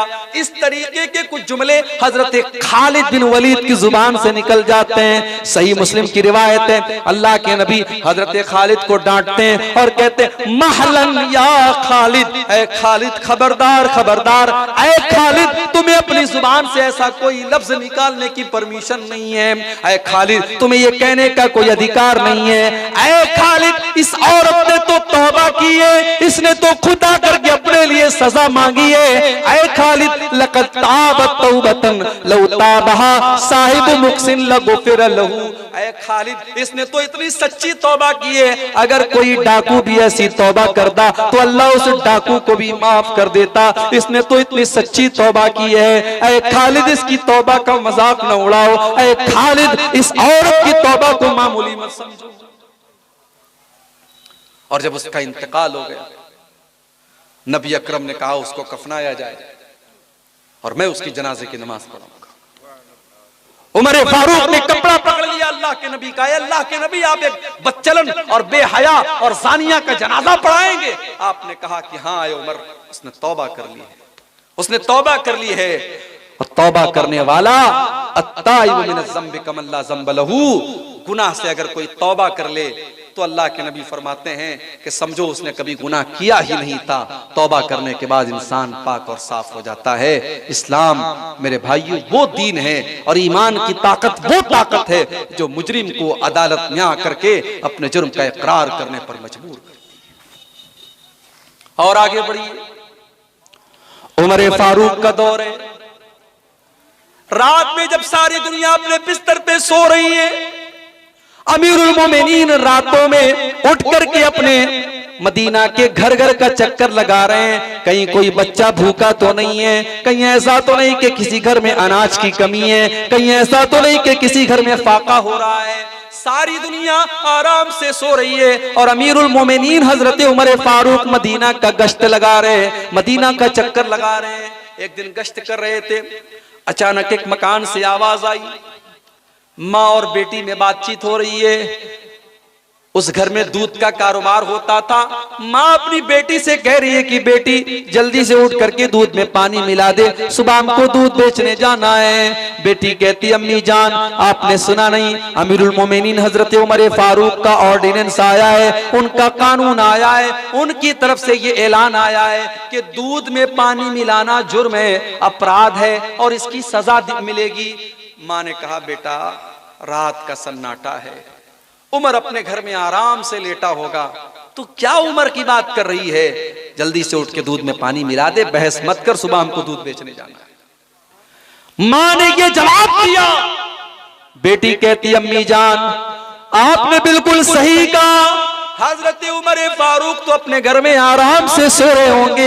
अय अम्मी जान मुझे बस एक सवाल का जवाब दे दीजिए, अगर उमर हमको नहीं देख पा रहे हैं फरब्बु उमर यराना, उमर का रब तो हमको देख रहा है, उमर नहीं देख रहा है, उमर का रब तो देख रहा है। अम्मी जान कल अल्लाह की बारगाह में जब अल्लाह हमसे पूछेगा और आपसे पूछेगा कि तू मेरे बंदों को शुद्ध और असली दूध के नाम पर मिलावटी दूध बेचती थी, अम्मी जान हम क्या जवाब देंगे? अम्मी जान ये काम आप मुझसे मत करवाइए, अगर उमर नहीं देख रहा है तो उमर का रब हमको देख रहा है। मां खामोश हो गई, मां चुप हो गई। हजरत उमर ने मकान का नंबर नोट कर लिया, मकान का नंबर नोट कर लिया, मकान का लोकेशन नोट कर लिया। अगले दिन सुबह अपने सारे बच्चों को बुलाया और इस पर गौर करना, रिश्ता करने जाती हैं जब हमारी माएं और बहनें तो उनको अपने लंगूर जैसे बेटे के लिए हूर पहले तलाश होती है। उनको लड़का बेचारा जितना भी लंगूर हो लेकिन उसके लिए हूर चाहिए उनको। खूबसूरत बहू चाहिए। दीनदारी कौन देखता है भाई? कितनी गरीब बेटियां हैं बेचारी, जो आलिमा है, दीनदार है, इज्जतदार घराने की हैं, मगर उनके बाप के पास अपने दामाद को देने के लिए 2 लाख 3 लाख कैश नहीं है, 4 व्हीलर और 2 व्हीलर देने की ताकत नहीं है। गरीब बाप की बेटियां आज जवानी की दहलीज को पार कर रही हैं। क्यों? क्योंकि हम जब रिश्ता देखने जाते हैं और रिश्ता करने जाते हैं तो हमारी नजर पहले दौलत पर होती है, खूबसूरती पर होती है। मेरे भाइयों, जब हमने रिश्ते की शुरुआत ही दीनदारी पर नहीं की है तो फिर अगर घर में घर को बिगाड़ने वाली बहू आती है, सास से झगड़ा करने वाली बहू आती है और शौहर पर हुक्म चलाने वाली बहू आती है तो हमें हैरत नहीं करना चाहिए। हम अगर बबूल का पेड़ बोएंगे तो आम नहीं निकलेगा। हमने आम का पेड़ ही नहीं बोया, हमने बोया बबूल का पेड़ है तो आम कहां से निकलेगा? हमने बुनियाद ही गलत रखी है। हमने रिश्ते की बुनियाद क्या रखी है? हजरत उमर फारूक अपने घर में अपने बच्चों को बुलाते हैं। मेरे बच्चों, मैं कल रात में लड़की की आवाज सुन के आया हूं। मुझको नहीं पता कि वो लड़की खूबसूरत है कि नहीं है, मुझको ये भी नहीं पता उस लड़की का खानदान कैसा है, मुझको ये भी नहीं पता कि उस लड़की की तालीम कितनी, वो कितनी पढ़ी लिखी है, मगर मुझे इतना जरूर पता है कि वो लड़की दीनदार है, वो अल्लाह से डरने वाली और अल्लाह से खौफ खाने वाली और अल्लाह का खौफ उसके दिल में है। मेरे बच्चों, मैं उस लड़की से मिलकर उस लड़की की आवाज सुन करके आया हूं जो अपनी माँ से कहती है कि अगर उमर नहीं देख रहा है तो उमर का रब हमको देख रहा है और मैं उस लड़की को अपने घर की बहू बनाना चाहता हूं। अब तुम बताओ, तुम्हें कौन उससे शादी करेगा? आज के दौर के लड़के होते तो कहते कि अच्छा, आपने बस आवाज सुन ली और हम शादी कर लें, इतना आसान काम समझ रखा है आपने। आजकल तो माशाल्लाह शादी के पहले जब तक रात भर बात ना हो तब तक शादी नहीं होती। हमारे पास लोग सवाल करते हैं, मौलवी साहब मंगेतर से बात करना कैसा है? अब मोबाइल सबके पास आ गया भाई, यहाँ तो रिश्ता लगता है, लोग फौरन मोबाइल नंबर मांग लेते हैं लड़की का, बातचीत शुरू कर देते हैं और कुछ तो इस हद तक चले जाते हैं कि अल्लाह माफ करे, वो ये समझते हैं बस मंगनी हो गई, रिश्ता लग गया, अब मुझे सारे अधिकार हासिल हो गए। माफ कीजिए, मंगेतर आपके लिए गैर महरम है। जब तक निकाह ना हो जाए आपके लिए गैर जरूरी उससे बात करना। भाई कभी कोई जरूरत पड़ गई, कोई बात पड़ गई, आपने बात कर लिया, आप रात पर मोबाइल से चिपके हुए हैं और प्यार मोहब्बत की बातें हो रही हैं, फिर मुलाकात भी हो रही है और आप बिल्कुल बीवी की तरह उससे ट्रीट कर रहे हैं, ये हराम है और ये ज़िनाकारी और बदकारी को दावत देने वाली चीज है। माफ कीजिए मेरे भाई, मंगनी कर देने से वो लड़की आपके लिए जायज नहीं हो जाती। जब तक निकाह ना हो जाए तब तक वो आपके लिए जायज नहीं है। तो आज का नौजवान होता तो कहता कि अरे आपने एक आवाज सुनी और हम शादी कर लें, कोई तैयार ना होता। मगर हजरत उमर के बेटे हजरत आसिम ने कहा, अरे अब्बा जान, अगर आपने देखा है कि वो लड़की दीनदार है, शक्ल सूरत से और उसके खानदान से और उसकी दौलत से मुझे कोई मतलब नहीं, अगर वाकई में वो दीनदार है और ईमान वाली है और तकवा वाली है तो अब्बा जान मैं उससे निकाह करने के लिए तैयार हूं। और हजरत उमर की बहू बनकर के वो औरत आती है। और मेरे भाइयों, जब घर में दीनदार औरत आती है तब घर को 4 चांद लग जाते हैं। वो औरत हजरत उमर की बहू बनती है और फिर उसी औरत की नस्ल से आगे चल करके अल्लाह का एक नेक बंदा पैदा होता है जिसे दुनिया उमर बिन अब्दुल अजीज कहती है। और हजरत उमर फारूक का उनका दूसरा रूप दुनिया कहती है कि दूसरा उमर दुनिया को अगर मिला तो उमर बिन अब्दुल अजीज की शक्ल में मिला। मेरे भाइयों, जब नेक और दीनदार बीवी घर में आती है तो घर को 4 चांद लग जाते हैं। इसीलिए अल्लाह के नबी से पूछा गया कि सबसे बेहतरीन औरत कौन सी है, सबसे अच्छी औरत कौन सी है? आपने फरमाया अल्लती तसुर्रुहु इज़ा नजर, जब शौहर देखे तो खुश हो जाए। बेहतरीन औरत वो है कि शौहर देखे तो खुश हो जाए। यहां तो बीवी जलसे में जा रही है तो पूरी बन सवर के जा रही है, शादी में जा रही है तो बिल्कुल नई वाली साड़ी निकाल करके और पूरा मेकअप कर करके और 1 घंटा आईने के सामने बिल्कुल अपने चेहरे पर दुनिया भर के मटेरियल लगा करके। और बाज औरतें तो इतना अपना रंग बदल लेती हैं कि उनके मोबाइल का फेस लॉक जो होता है वो मोबाइल बेचारा उनको नहीं पहचानता कि कौन आ गई। मासूम बच्चे माँ को नहीं पहचानते, ये कौन सी औरत मेरे घर में आ गई, इतना मेकअप करके अपने आप को बदल लेती हैं।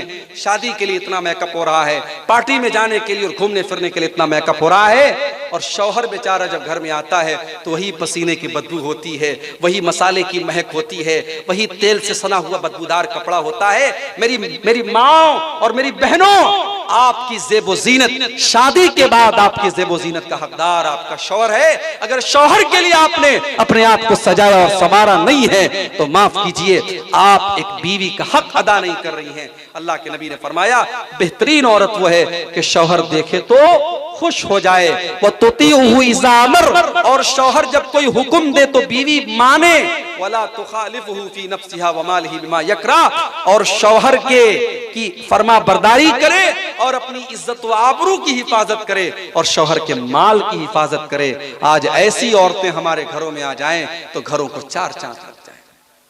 आज जानते हो, लोग इन्वेस्टमेंट करते हैं औलाद के लिए, पैसा है ना, लोगों के पास दौलत है, कोई बीरपुर में जमीन खरीद रहा है, कोई नेपाल में दुकान लगा रहा है, कोई कहीं पर पैसा लगा रहा है। लोग इन्वेस्टमेंट करते हैं, जमीन खरीदते हैं, जायदाद खरीदते हैं अपने बच्चों के भविष्य के लिए, अपने बच्चों के फ्यूचर के लिए। मेरी माँ और बहनों और मेरे भाइयों, अगर आप अपने बच्चे का फ्यूचर बनाना चाहते हैं, अगर आप अपने बच्चे का भविष्य बनाना चाहते हैं, अगर आप ये चाहते हैं कि आपका बच्चा आपके बाद भी चैन और सुकून की जिंदगी गुजारे, तो सबसे पहला काम आप ये कीजिए कि आप दीनदार बन जाइए, आप नेक बन जाइए। माँ बाप की नेकी का बदला उनकी औलाद को उनके मरने के बाद भी मिलेगा।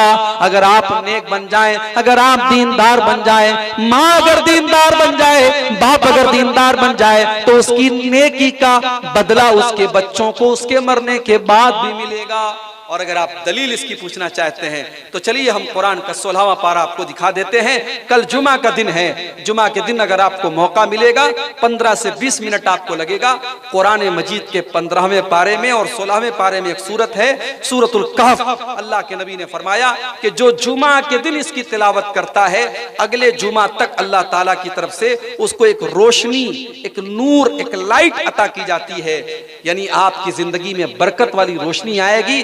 15 से 20 मिनट लगेगा, आप सूरह कहफ की तिलावत जरूर कर लें। सूरह कहफ में अल्लाह ताला ने एक वाकया बयान किया, हजरत मूसा अलैहिस्सलाम का और हजरत खज़िर अलैहिस्सलाम का। ये दोनों अल्लाह के पैगंबर हैं, दोनों एक गांव के पास से गुजरते हैं। गांव के लोग बड़े कंजूस होते हैं, गांव के लोग बड़े कंजूस होते हैं, मेहमान के साथ बदतमीजी करने वाले होते हैं। हजरत मूसा और हजरत खज़िर दोनों भूखे प्यासे थे, दोनों ने खाना मांगा, भूखे प्यासे थे, खाना मांगा। गांव वालों ने कहा कि हम किसी अजनबी को खाना नहीं खिलाते, उन्होंने खाना नहीं खिलाया। दोनों बेचारे थके हारे बैठे थे। हजरत खज़िर ने देखा कि एक मकान की दीवार टेढ़ी है और गिरने वाली है। हजरत खज़िर को अल्लाह ताला ने बहुत पावर दिया था, ताकत दिया था, उन्होंने खड़े होकर के दीवार को सीधा कर दिया। हजरत मूसा को बड़ा गुस्सा आया कि एक तो इन कंजूसों ने हम लोगों को खाना नहीं खिलाया और आपने फ्री में उनकी दीवार ठीक कर दी। हजरत मूसा ने कहा, अगर आप चाहते तो पहले उजरत मांग लेते, इसका बदला मांग लेते, उसके बाद आप दीवार ठीक करते, आपने दीवार क्यों ठीक की? तो इसका जवाब देते हुए हजरत खज़िर ने कहा था, व अम्मल जिदारु फकाना लिगुलामैन यतीमैन फिल मदीनति व कान तहतहु कंजुल लहुमा। ऐ मूसा, वो दीवार 2 यतीम बच्चों के मकान की दीवार थी, वो दीवार 2 यतीम बच्चों के मकान की दीवार थी, और उस दीवार के नीचे खजाना छुपा हुआ था जो उन बच्चों के बाप ने अपनी जिंदगी में अपने बच्चों के लिए दबा के रखा था। अगर दीवार गिर जाती, खजाना गांव वाले लूट लेते, और वैसे भी गांव वाले बड़े लालची और मक्खी चूस कंजूस थे, इसलिए अल्लाह ने मुझे हुक्म दिया कि मैं दीवार को ठीक कर दूं, ताकि कल जब वो बच्चे जवान हो जाएं, समझदार हो जाएं, तब अपने बाप का खजाना वो हासिल कर लें। और ये काम मैंने क्यों किया? वकाना अबूहुमा सालिहा, क्योंकि उन दोनों बच्चों का बाप नेक था, बाप नेक था, इसलिए अल्लाह ने उस नेक बाप की औलाद को बेसहारा नहीं होने दिया। मेरे भाइयों, आपकी बनाई प्रॉपर्टी, आपकी बनाई जमीन और जायदाद तबाह हो सकती है, मगर आपकी नेकी कभी बर्बाद नहीं होगी। आप नेक बनिए, अपने आप को नेक बनाइए, आपकी नेकी का सवाब आपके बच्चों को आपके मरने के बाद भी मिलेगा। आज कितने लोग हैं औलाद को इस लायक भी नहीं बनाया, औलाद को इतना भी नहीं पढ़ाया और लिखाया और इस लायक भी नहीं बनाया कि उनके मरने के बाद उनकी जनाजे की नमाज उनकी औलाद पढ़ा सके। मेरे भाइयों, ऐसी औलाद से तो बे औलाद बेहतर है। जो औलाद कल खड़े होकर के आपकी लाश पर खड़े होकर के जनाजे की नमाज न पढ़ सके, ऐसी औलाद का क्या मतलब है। अपनी औलाद को नेक और दीनदार बनाओ। इसीलिए अल्लाह के नबी फरमाते, जब इंसान मर जाता है उसके अमल का सिलसिला टूट जाता है, मगर 3 चीजों का सवाब मरने के बाद भी उसको मिलता रहेगा। उन 3 चीजों में एक चीज ये भी है, आपने फरमाया औ वलदुन सालिहुन यदऊ लहू, अगर इंसान अपने पीछे नेक औलाद को छोड़ करके गया है तो नेक औलाद उसके लिए दुआ करती रहेगी। नेक औलाद को छोड़ के जाए। इसी तरीके से अगर आप चाहते हैं कि घर के अंदर दीनदारी आए तो मेरे भाइयों, घर के अंदर से हराम चीजों को निकाल दीजिए। आपके घर में गंदा तावीज नहीं होना चाहिए, आपके घर में कोई गैर शरई काम नहीं होना चाहिए, आपके घर में हराम तस्वीरें नहीं होनी चाहिए। हमारे बहुत सारे नौजवान हैं शाहरुख खान के बड़े फैन हैं, और आजकल तो शाहरुख खान साहब के इतने बड़े फैन हो चुके हैं, उनकी कोई फिल्म आई है, उस फिल्म का इतना प्रचार किया जा रहा है। एक साहब ने मुझे मोबाइल पर मैसेज भेजा कि शाहरुख खान की इस फिल्म को देखने के पहले वजू करके जाएं, वजू करके जाएं और अदब से जाएं, इस्लाम की तबलीग हो रही है इससे। मैंने कहा अल्लाह अकबर। यानी आज फिल्मों के जरिए इस्लाम का नाम रोशन हो रहा है। आज अगर किसी फिल्म पर पाबंदी लगने की बात आती है तो मुसलमान सोचता है हम अपने मुसलमान भाई की फिल्म है, हम पहले थिएटर में जाके इस फिल्म को देखेंगे। पाबंदी तो मस्जिद पर भी लगने की बात आई थी, पाबंदी तो नमाज पर भी लगने की बात आई थी। तूने मस्जिदों को तो आबाद नहीं किया, तूने नमाजों से तो अपनी मस्जिदों को आबाद नहीं किया। इसका मतलब ये है कि तुझे फिल्मों से मोहब्बत है, तुझे फिल्मी अदाकारों से मोहब्बत है, तुझे नमाज से मोहब्बत नहीं है। आज कितने मुसलमान नौजवान हैं वो शाहरुख खान के जैसा बाल रखते हैं, सलमान खान की जैसी बॉडी बनाते हैं। सलमान खान ने जो लॉकेट पहना है वो लॉकेट पहनते हैं और घरों में अपने पसंदीदा फिल्मी हीरो और हीरोइन की तस्वीरें लगाते हैं। मेरे भाइयों, अगर घर के अंदर बरकत चाहिए, अगर घर के अंदर रहमत चाहिए तो घर के अंदर से इन तमाम फजूल चीजों को आप निकाल दें। और तस्वीरों के मामले में भी मैं अक्सर ये कहता हूं कि जहां जरूरत ना हो बिला जरूरत, आज कितनी मुसलमान लड़कियां हैं वो आपस में फोटो लेती हैं, उसके बाद स्टेटस पे लगाती हैं या अपनी सहेलियों को भेजती हैं। माफ कीजिए, मर्दों के लिए तो एक हद तक जरूरत तक फोटो खींचने की और फोटो रखने की गुंजाइश बनती भी है, लेकिन औरतें अगर अपनी तस्वीरें ले रही हैं और वो तस्वीरें अपनी सहेलियों को और अपने रिश्तेदारों को भेज रही हैं और इस बात का डर है कि वो तस्वीरें दूसरे गैर महरम मर्द भी देख सकते हैं, तो ये बहुत बड़ी बेहयाई है और इससे हमें और आपको बचना चाहिए। अल्लाह ने कुरान में फरमाया, इन्नल्लज़ीना युहिब्बूना अन तशिय्यल फाहिशतु फिल्लज़ीना आमनू लहुम अज़ाबुन अलीमुन फिद दुनिया वल आखिरा। जो लोग मुसलमानों के दरमियान बेहयाई को फैलाना चाहते हैं उनको दुनिया में भी दर्दनाक अज़ाब मिलेगा और आखिरत में भी दर्दनाक अज़ाब मिलेगा। आप स्टेटस पर गाना लगा रहे हैं।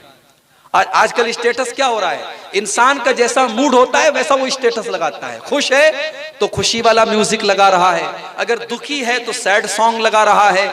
किसी को ये तौफीक नहीं हो रही कि कुरान की कोई आयत लगा दे, कोई हदीस लगा दे, कोई दुआ लगा दे, किसी अच्छी तकरीर का कोई क्लिप लगा दे। लोग स्टेटस पर भी फिल्मी गाने और म्यूजिक लगा रहे हैं।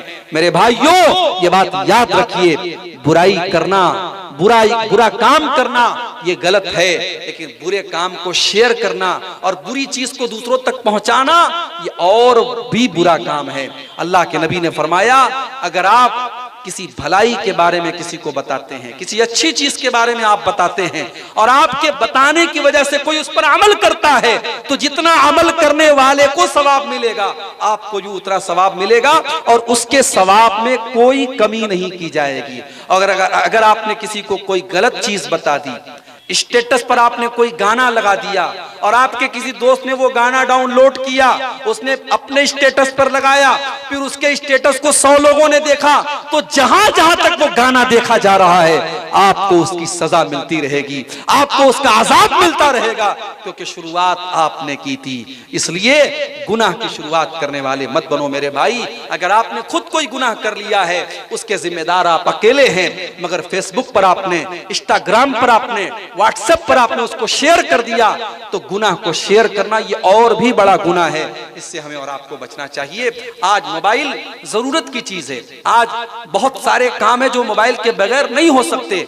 हम ये तो नहीं कह सकते कि अपनी लड़कियों को आप मोबाइल मत दीजिए, अपने लड़कों को आप मोबाइल मत दीजिए, मगर मोबाइल को उसकी हद में रखिए, मोबाइल को उसकी हद में रखिए।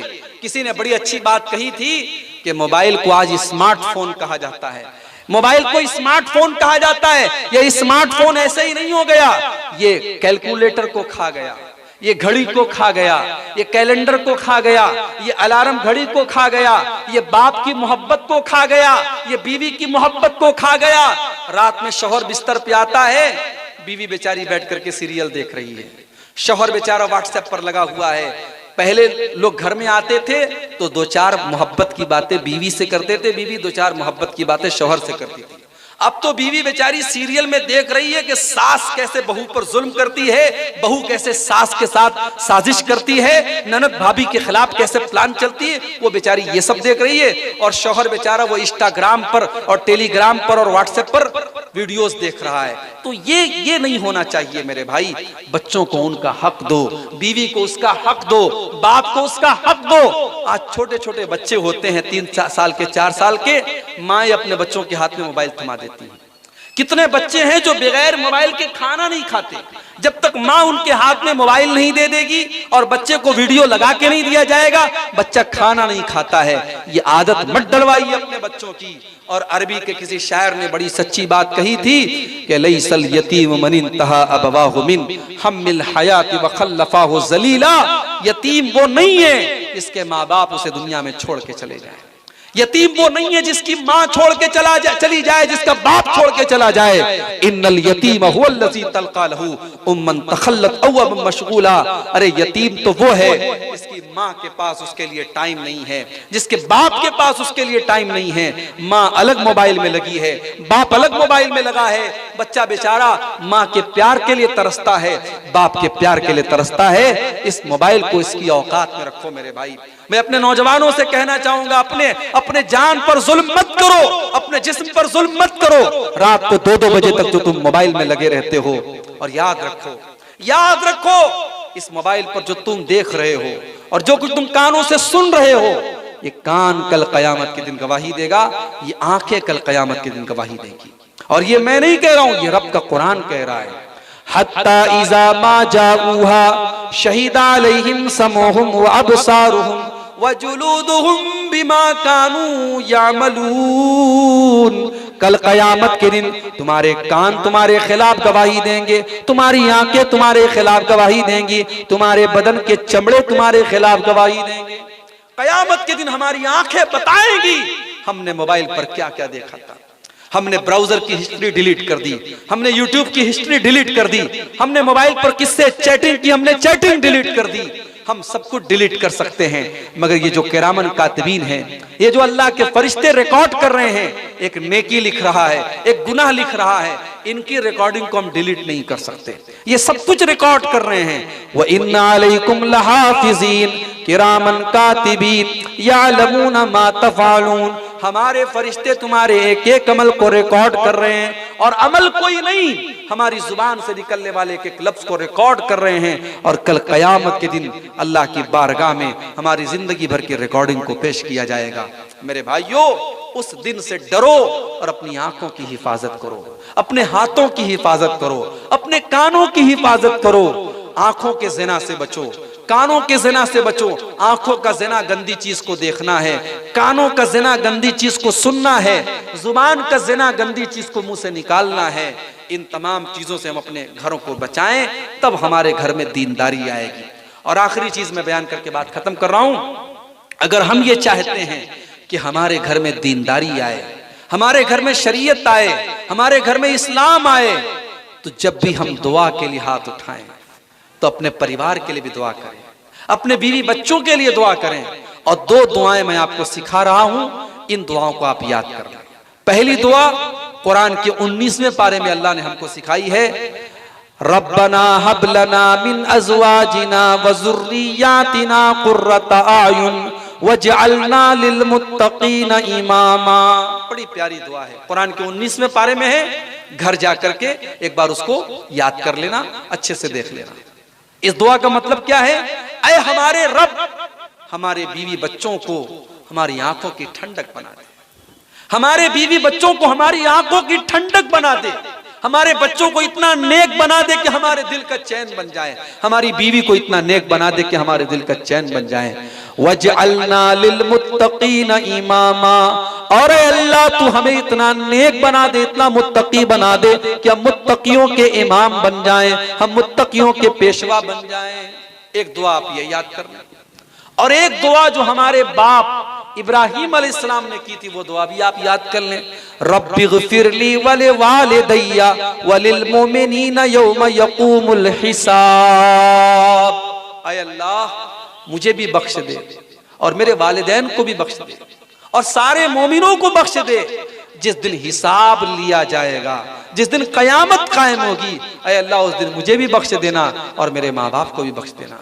तो अपने परिवार के लिए दुआ करो मेरे भाई, अपनी औलाद के लिए दुआ करो। ये दुआ औलाद के हक में माँ बाप की दुआ कबूल होती है। औलाद के हक में जब माँ बाप बद्दुआ करते वो भी कबूल होती है और दुआ करते वो भी कबूल होती है। आप अपनी औलाद की सही तरबियत कीजिए और उसके हक में दुआ कीजिए, बस आपकी जिम्मेदारी पूरी हो गई। अगर आपकी कोशिश के बावजूद अगर आपकी औलाद बिगड़ जाती है, तो यहाँ तो हजरत नूह अलैहिस्सलाम का बेटा बिगड़ गया, अपने बेटे को हजरत नूह अलैहिस्सलाम नहीं बचा सके, तो वो आपके कंट्रोल के बाहर है। लेकिन जहां तक हो सके अपने बच्चों की सही तरबियत करो, अपने घर में नमाज का माहौल बनाओ। मुसलमान के घर में नमाज ना पढ़ी जाए ये नहीं हो सकता। आप फजर की नमाज में उठें, अपनी अहलिया को भी उठाएं, अपने बच्चों को भी उठाएं। अल्लाह के नबी ने रहमत की दुआ की है उस मर्द के लिए जो रात में उठता है और तहज्जुद की नमाज पढ़ता है और अपनी बीवी को भी उठाता है, और बीवी नहीं उठती है तो बीवी के चेहरे पर पानी छिड़क देता है। अल्लाह के नबी ने उस औरत के लिए दुआ की है रहमत की जो रात में उठ करके तहज्जुद पढ़ती है और अपने शौहर को उठाती है, और शौहर अगर इनकार करता है तो शौहर के चेहरे पर पानी छिड़क देती है और अपने शौहर से कहती है तुम भी तहज्जुद उठ करके मेरे साथ पढ़ो। ये जो मियाँ बीवी का रिश्ता होता है ना, बड़ा मजबूत रिश्ता होता है। बहुत सारी बातें शौहर किसी की नहीं मानता, बीवी की मान लेता है। बीवी औरत जो होती है ना, औरत के जज्बात में बड़ी ताकत होती है, औरत के आंसू में बड़ी ताकत होती है। फिरौन कितना बड़ा जालिम था, फिरौन किसी की कोई बात नहीं मानता था, मगर जब मूसा अलैहिस्सलाम फिरौन के महल में पहुंचे और फिरौन की बीवी ने कहा कि इस बच्चे को कत्ल मत करो, ला तक़्तुलूहु, इसको कत्ल मत करो, हो सकता है कि हमको फायदा पहुंचाए, हम लोग बे औलाद हैं, हम इसको अपना बच्चा बना लेते हैं। फिरौन इतना बड़ा जालिम था, सारे बच्चों को कत्ल करने का ऑर्डर दे रखा था, मगर बीवी के सामने पिघल गया, बीवी के सामने पिघल गया, बीवी की बात मान गया। अगर बीवी चाहे तो शौहर की सिगरेट छुड़वा सकती है, बीवी अगर चाहे शौहर को बेनमाजी से नमाजी बना सकती है, बीवी अगर चाहे शौहर की बुरी से बुरी आदत छुड़ा सकती है। अल्लाह ने मियाँ बीवी के रिश्ते को क्यों कहा कि दोनों एक दूसरे का लिबास हैं। मेरे भाइयों, हम जब कपड़ा पहनते हैं ना, कपड़ा हमारी इज्जत पर पर्दा डालता है। हम कपड़ा उतार दें हम बेइज्जत हो जाएंगे, कपड़ा हमारी इज्जत पर पर्दा डालता है, कपड़ा हमको सजाता है, संवारता है। मियाँ बीवी एक दूसरे के लिए लिबास हैं, एक दूसरे को सजाते हैं, संवारते हैं।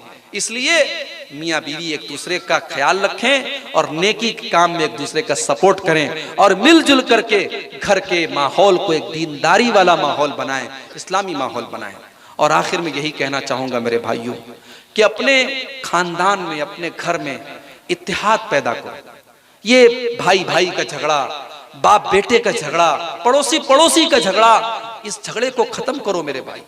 अल्लाह के नबी ने फरमाया किसी मुसलमान के लिए जायज नहीं है कि वो 3 दिन से ज्यादा किसी मुसलमान भाई से ताल्लुक तोड़ दे।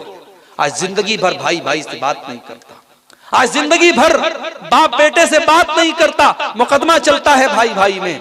मेरे भाई, न जमीन लेके जाना है, न जायदाद लेके जाना है, सब ठाट पड़ा रह जाएगा। जब लाद चलेगा बंजारा, सब कुछ यहीं छोड़ के जाना है। जब ईमान लेके जाना है और नेक अमल लेके जाना है तो दिल साफ करके दुनिया से जाओ, दिल साफ करके दुनिया से जाओ। दिल में मैल मत रखो, दिल में कदूरत मत रखो, दिल में नफरत मत रखो। अगर आपका किसी से झगड़ा है, अगर आपने किसी से न बोलने की कसम खाई है, किसी से आपका ताल्लुक टूट गया है, कल सुबह जाइए और ताल्लुक को जोड़ दीजिए। गुस्से को थूक दीजिए, गुस्से को खत्म कर दीजिए, टूटे हुए रिश्तों को आप फिर से मोहब्बत में बदल लीजिए। आइए, रात की सुहानी घड़ी है, ये कबूलियत का वक्त है। अच्छा, मदरसे के लिए ना, ये रात की कबूलियत का टाइम है। अभी हमारे नाज़िम इजलास साहब ने कहा कि मदरसे के लिए जाते जाते आप जो भी चंदा देना हो और अल्लाह की इस मदरसे में और इस दीनी इदारे में आप जो भी आपकी जेब में मौजूद है आप दे करके जाएं, ताकि इस वक्त जब अल्लाह आकर के खुद आपसे कहता है कि मेरे बंदो मुझसे दुआ करो, मैं तुम्हारी दुआ कबूल करूंगा, आपका इस वक्त दिया गया सदका और खैरात हो सकता है कि आपकी नजात का जरिया बन जाए। आप आएँ और स्टेज पर देते चले जाएं। मैं सबका नाम लिए बगैर जो भी इस मदरसे के लिए ताउन कर रहे हैं, मैं सबके हक में दुआ करता हूं, अल्लाह सबके चंदे और ताउन को कबूल करे। आइए, इस कार्य खैर में आप हिस्सा लीजिए और अब तक आपने जो सुना है अल्लाह से दुआ कीजिए, अल्लाह हम सबको उस पर अमल करने की तौफीक अता फरमाए। अल्लाह हमारी औरतों को भी दीनदार बनाए, अल्लाह हमारे नौजवानों को भी दीनदार बनाए। अल्लाह जब तक हमें दुनिया में जिंदा रखे, इस्लाम पर जिंदा रखे और हम सब का खात्मा ईमान पर हो, आमीन। रब्बना तक़ब्बल मिन्ना इन्नका अंतस समीउल अलीम व तुब अलैना इन्नका अंतत तव्वाबुर रहीम व सल्लल्लाहु तआला अला नबिय्यिना मुहम्मदिन व अला आलिहि व सहबिहि अजमईन। वस्सलामु अलैकुम व रहमतुल्लाहि व बरकातुहू।